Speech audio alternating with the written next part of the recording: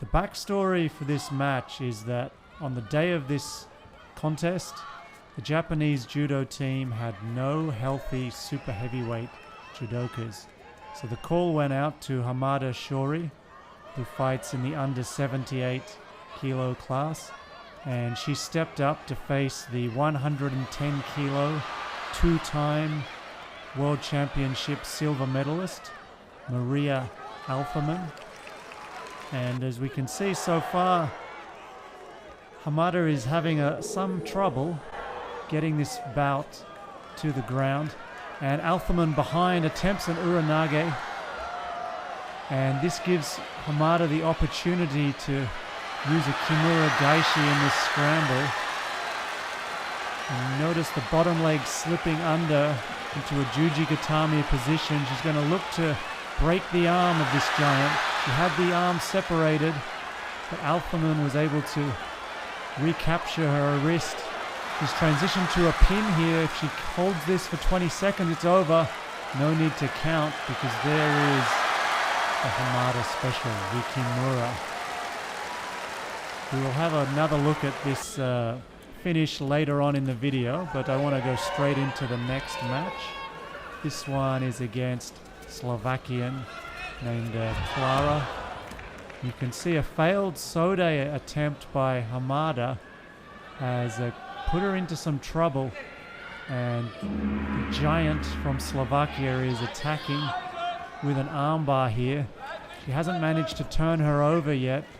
Hamada stepping over. She still hasn't freed the elbow.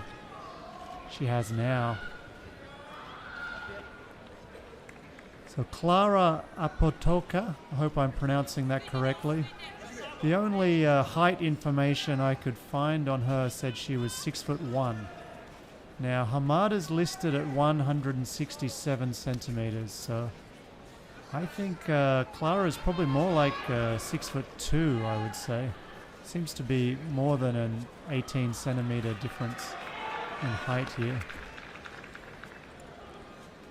So both of these are quite skilled on the ground, but very different stylistically on the ground. As we saw earlier, Klara prefers arm bars, guard work. Hamada's a lover of the kimura. Not just a lover, but really a master of the kimura. Uchimata attempt. Scores a waza ari, but Apotekar back in with some guard work of her own. Wasn't able to isolate the arm once more for another attack. Oh, messing with the hair of Hamada. Now they say never mess with a lady's hair, but well, really, the one lady's hair you don't want to mess with is Hamada Shori's. I don't think she's going to like that. She had to fend off another jujigatame attempt there. And Klara getting back to guard once again with those long legs. It's a challenge to get past her guard. Now makikomi attempt, trying to go for a makikomi roll, but Hamada takes mount and she gets the collar choke and a fast tap. So let's look at it again. So Apotekar got the right hand grip on the collar, but Hamada was able to break that grip, which led to this sort of osoto sode into a makikomi roll. Usually with the makikomi you wrap over the top of the opponent's elbow, but with this one Apotekar just had control of the wrist and she wasn't able to get the turn. Notice how Hamada is able to maintain position by sliding her head forward.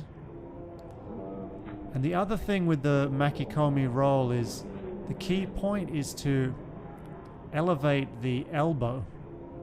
You don't want the elbow to be touching the mat, your opponent's elbow.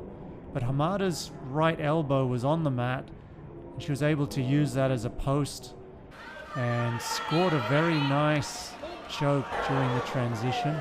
Another look at the first match. We see an uranage attempt Notice the right leg of Hamada during this uranage attempt. She's able to slip behind, and she doesn't even concede a throw here, just falling onto her leg and hand.